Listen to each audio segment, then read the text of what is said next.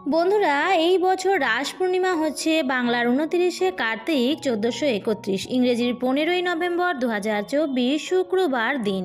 পূর্ণিমা তিথি শুরু হচ্ছে শুক্রবার ভোররাত্রি 5:15 থেকে। পূর্ণিমা তিথি থাকবে শুক্রবার শেষ রাত্রি 3:04 পর্যন্ত।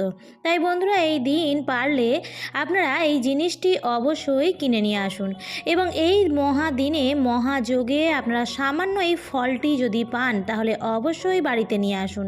এই মহাযোগে যারা এই ফল পায় তাদের বাড়িতে ভগবান বিষ্ণু এবং মা লক্ষ্মীর কৃপা সারা বছর ধরে বিরাজ করে।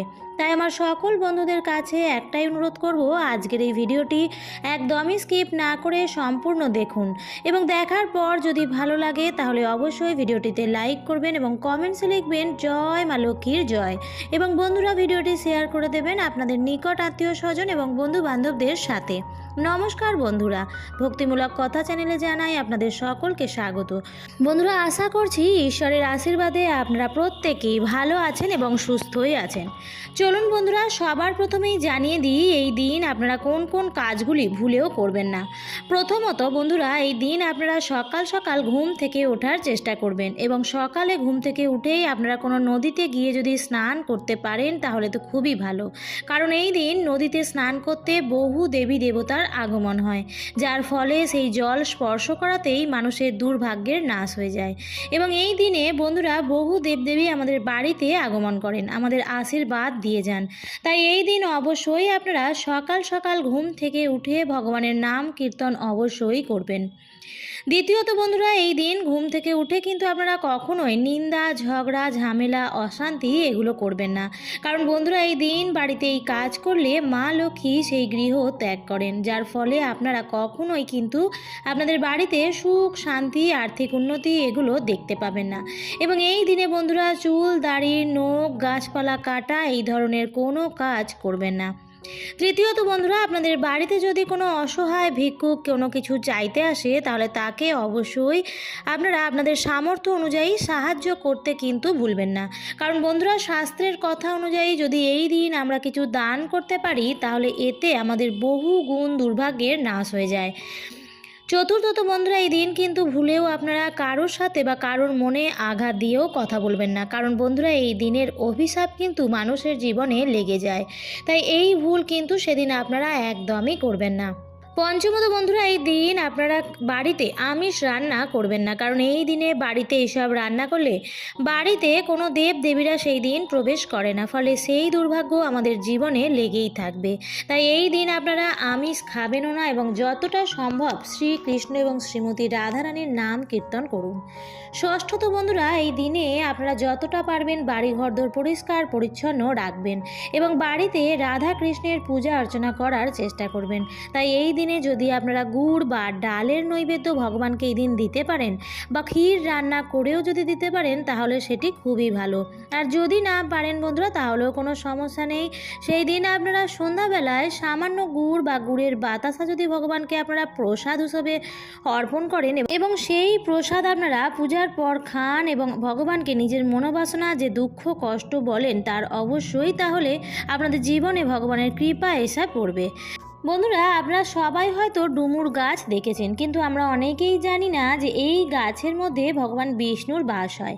একটি পৌরাণিক কথা অনুসারে যখন ভগবান বিষ্ণু নরসিংহ অবতার নিয়েছিলেন এবং তার লীলা যখন সমাপ্ত হয়ে যায় তারপর বন্ধুরা তার নখ ডুমুর গাছের নিচে রেখে দেওয়া হয় এবং যখন ভগবান বিষ্ণু সেই নখ নিতে আসেন তখন দেখেন যে সেই নখের জন্য ডুমুর গাছের গায়ে কাটা কাটা দাগ হয়ে গেছে। তখন ডুমুর গাছ বলেন যে হে প্রভু, আমার সাথে আপনি কেন এরকম করলেন? তখন ভগবান বলেন যে এই ক্ষতি পূরণের জন্য আমি সর্বদাই তোমার গাছে বাস করব এবং শ্রদ্ধা মনে যে এই গাছের পূজা অর্চনা করবে তাদের সকল মনোবাসনা পূর্ণ হয়ে যাবে। তাই বন্ধুরা অগ্নিপুরাণ অনুসারে কিছু কিছু গাছের মধ্যে কোনো না কোনো দেবদেবীর আশীর্বাদ রয়েছে, যেমন ধুতুরা, নীলকণ্ঠ, আকন্দ। বন্ধুরা, এই সমস্ত গাছের মধ্যে ভগবান শিবের আশীর্বাদ রয়েছে। ঠিক তেমনই তুলসী, ডুমুর এবং কলা গাছ, এই সমস্ত গাছের মধ্যে ভগবান বিষ্ণুর বাস। এছাড়াও বন্ধুরা কিছু কিছু গাছে আবার নেগেটিভ এনার্জিরও বাস হয়। তাই এর জন্য বলা হয় যে কখনো গাছের গোড়ায় প্রস্রাব করতে নেই। এতে বন্ধুরা না জেনেই আমরা নিজেদের দুর্গতি নিজেরাই ডেকে আনি। তাই চলুন বন্ধুরা, এবার আপনাদের জানিয়ে দিই সেই টোটকাটির ব্যাপারে। বন্ধুরা, আপনারা সকালবেলায় স্নান সেরে একটি ঘটিতে কিছুটা পরিমাণ গঙ্গার জল নিয়ে নেবেন।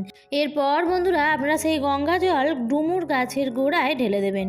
এরপর আপনারা এই মন্ত্রটি 3 বার বলবেন, আর সেই মন্ত্রটি হলো ওম নমো ভগবতে বাসুদেবায় নমঃ।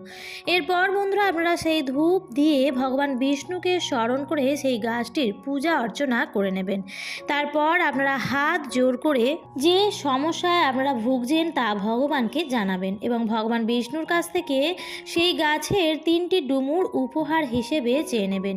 তারপর আপনারা গাছ থেকে যতটা ডুমুর লাগবে তা নিয়ে নিন। এরপর একটি ডুমুরকে লাল কাপড়ে বেঁধে আপনি যেখানে টাকা পয়সা রাখেন সেখানে রেখে দেবেন। আর একটি ডুমুর আপনারা লাল কাপড়ে বেঁধে আপনাদের সদর দরজা যেখানে আছে সেখানে ঝুলিয়ে দেবেন এবং আর একটি ডুমুর আপনারা শোয়ার বালিশের মধ্যে রেখে দিন। কিন্তু বন্ধুরা, এই বালিশের মধ্যে যেন আর অন্য কেউ না ঘুমায়। যদি বন্ধুরা আপনারা এইভাবে 7 দিন ঘুমাতে পারেন তো বন্ধুরা আপনারা নিজেরাই দেখবেন যে আপনাদের দুর্ভাগ্য কেমন সৌভাগ্যে পরিণত হচ্ছে। কিন্তু বন্ধুরা আপনারা যদি পারেন তো সেই দিন নিরামিষ আহার গ্রহণ করে এই কাজটি করবেন আর স্নান করে তবে এই গাছটির কাছে যাবেন। আর বন্ধুরা, যে জিনিসটি কিনে আনার কথা বলেছিলাম সেটি হচ্ছে ময়ূরের পালক। এই ময়ূরের পালক হচ্ছে সুখ, শান্তি, সমৃদ্ধির প্রতীক। সমস্ত রকম নেগেটিভ ঊর্জা থেকে রক্ষা করে ময়ূরের পালক। জ্যোতিষশাস্ত্র অনুসারে বাড়ির যে স্থানে ময়ূরের পালক রাখা হয় সেই স্থান বাস্তুদোষ মুক্ত হয়। তাই হিন্দু ধর্মে ময়ূরের পালককে বিশেষ গুরুত্ব দেওয়া হয়েছে এবং ভগবান শ্রীকৃষ্ণ নিজের মুকুটে ময়ূরের পালককে ধারণ করেন। তাই ময়ূরের পালকে মা লক্ষ্মী, সরস্বতী, শ্রী গণেশ, হনুমানজি এবং কার্তিকজির সাথে যুক্ত করা হয়েছে।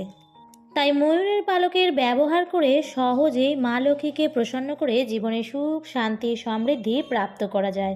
এবং ময়ূরের পালকের সাথে যদি একটি বাঁশিও রাখা যায় তো বন্ধুরা এটিকে বাড়ির জন্য খুবই শুভ বলে মনে করা হয়। তাই বন্ধুরা এই দিন আপনারা যদি 2টি ময়ূরের পালক কিনে আনতে পারেন এবং নিয়ে এসে বাড়ির সদর দরজার দুপাশে লাগিয়ে দিতে পারেন, এর ফলে বন্ধুরা আপনাদের বাড়িতে কোনো রকম নেগেটিভ ঊর্জা আর প্রবেশ করতে পারবে না। এবং বন্ধুরা, যদি আপনাদের বাড়ির সদর দরজা বাস্তু নিয়মের বিপরীতে হয় তো বাড়ির যে মুখ্য দরজা রয়েছে তার উপর আপনারা 3টি ময়ূরের পালক টাঙিয়ে দিন। এতে বন্ধুরা আপনাদের বাড়ির বাস্তু ঠিক হয়ে যাবে। আর যদি বন্ধুরা আপনাদের ওপর গ্রহের খারাপ দৃষ্টি চলছে, রোগ ব্যাধি আপনাদের ঘিরেই থাকছে, কিছুতেই বাড়ির সদস্যের আর্থিক উন্নতি হচ্ছে না, তো বন্ধুরা আপনারা একটি ময়ূরের পালক নিয়ে এসে তাতে গঙ্গার জল ছিটিয়ে ভগবান শ্রীকৃষ্ণের নাম নিয়ে বাড়িতে এমন এক জায়গায় রেখে দিন গোপনে, যাতে সেই জিনিসটি কেউ দেখতে না পায়। এর ফলে বন্ধুরা কিছু দিনের মধ্যেই বাড়ির সদস্যের আর্থিক উন্নতি হবে চোখে পড়ার মতো। তাই বন্ধুরা এই দিনে এই মহাযোগে বাড়ির মঙ্গলের জন্য এই উপায়টি অবশ্যই করুন। আমার আজকের পর্বটি এই পর্যন্তই। ভিডিওটি দেখে যদি ভালো লাগে তাহলে অবশ্যই ভিডিওটিতে লাইক, কমেন্ট, শেয়ার করুন বন্ধুরা। আর যদি চ্যানেলে নতুন হয়ে থাকেন তাহলে চ্যানেলটিকে সাবস্ক্রাইব করে পাশে থাকা বেল আইকনটির অল লেখাটিতে ক্লিক করে রাখবেন। আবার দেখা হবে পরবর্তী নতুন কোনো ভিডিওতে। ভালো থাকবেন, সুস্থ থাকবেন। ধন্যবাদ।